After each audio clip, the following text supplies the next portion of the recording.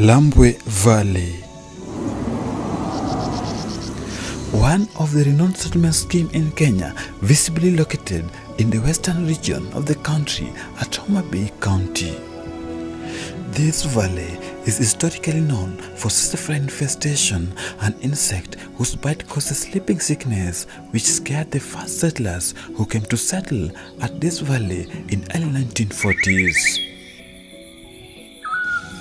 During those days, this scheme was full of indigenous tree species such as Acacia nilotica, locally known as Ale, Acacia polyacantha, locally known as Ogongo, Balanite aegyptica, locally known as Otho, among other predominant tree species that harbor sisafly, which chased the first settlers from this scheme.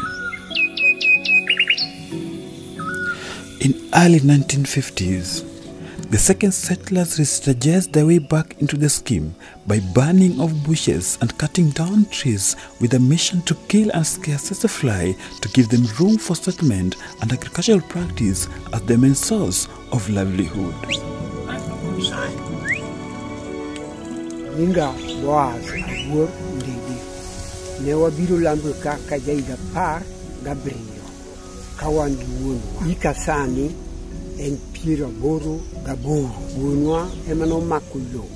Eka Pira Beach no. Bange Nene o Ketwa Ninyakawa Bet Timni. Mama Uguno Pony. Kindoma Uguno Kano Kai. To 2 marathon in the Maki. Kuri inanga machemo ngina ngi ginyalo tim kideno neka tim malumu pong kalum sama machu wuok yo kamato kaliel o mako lambu mangima muchop nyaka na koliel mo wanga kumbini kura kumbini go emane watiyo go nekech ne kaka wanyal bedo ne unga kumbini go emane yo mayot makara ko wang to chako loso na moro.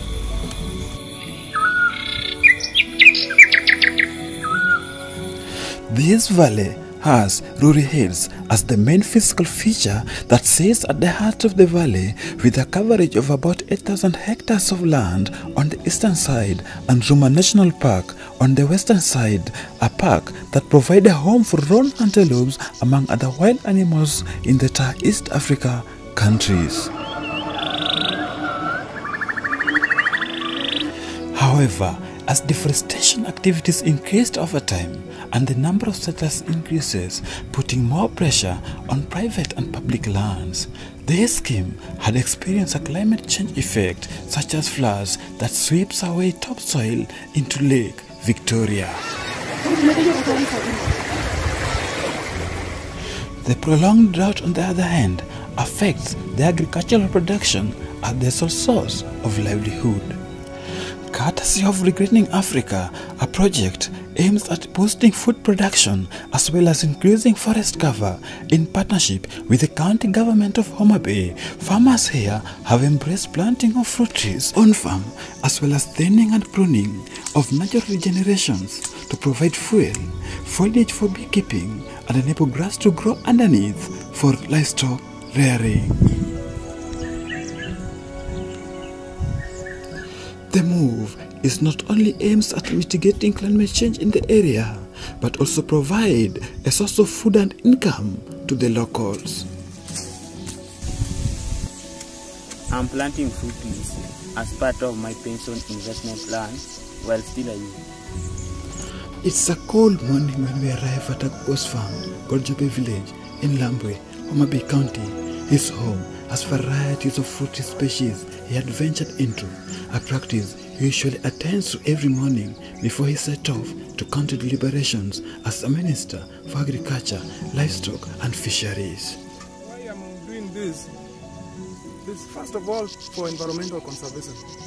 Because if you look at this farm now as it is, it's very green. And if we want to achieve good and meaningful forest cover, then people should go into tree planting, particularly fruit tree planting, because you get money as you also protect the environment. So that is it. But above all, it is also food for my family. We eat the kind of fruit that we want in whatever quantity that we want.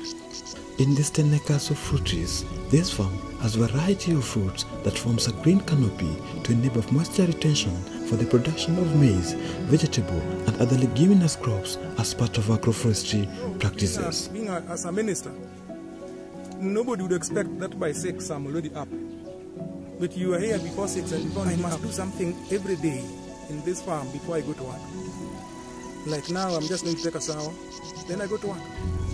So I must also serve our people, but serve myself first.